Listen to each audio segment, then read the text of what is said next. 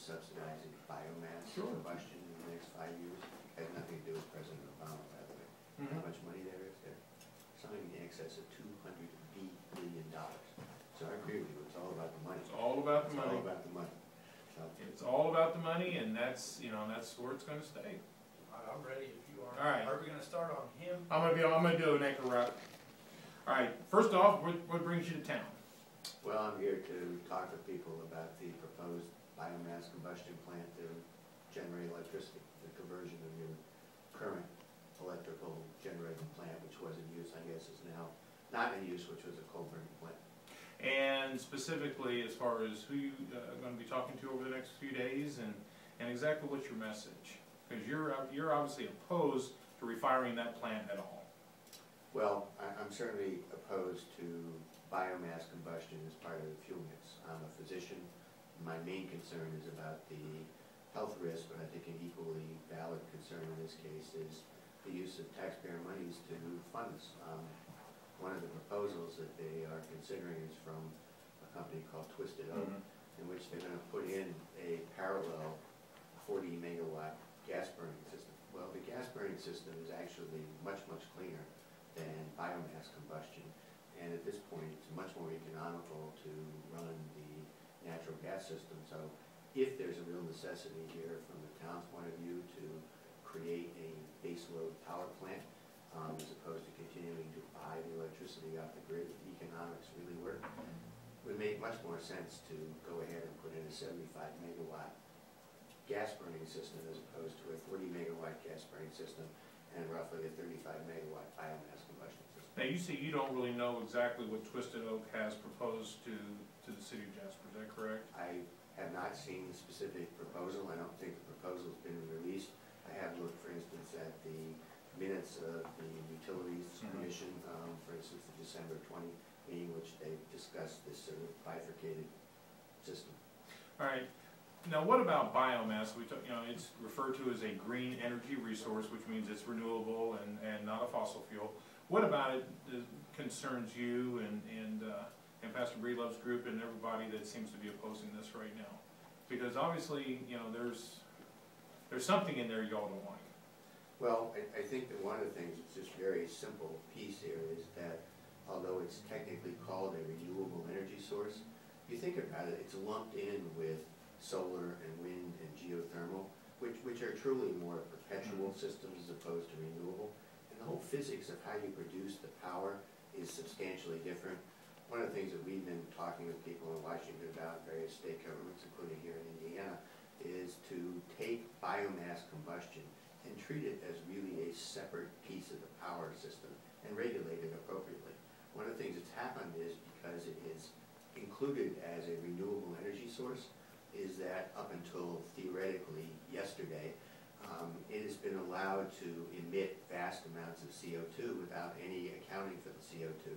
Therefore, there is a big economic incentive to build these plants because it's supposedly clean and green. And when you look at it, burning wood, for instance, actually produces more CO2 per unit of power than burning fossil fuels, and specifically natural gas. And from a health point of view, it produces significantly more NOx and especially more particulates, which are a very, very significant health risk in the community.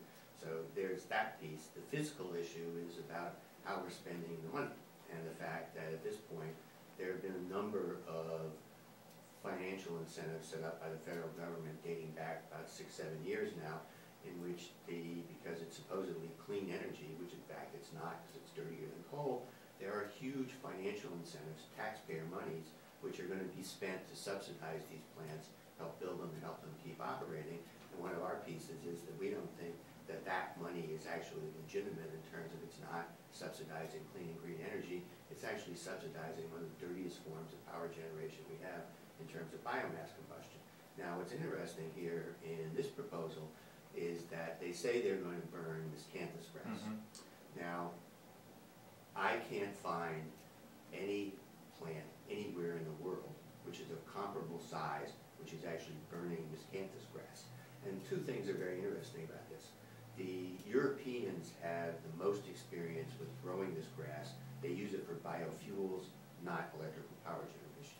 And there are a couple of articles out now which show that in fact burning grass has significant operating problems in terms of boiler corrosion and maintenance of the equipment, which I don't know whether it's accounted for in twisted oak or not. The other thing is that in comparison to wood, where we do have data, there is about 10 times more chlorine in the grass per ton of fuel than there is for wood.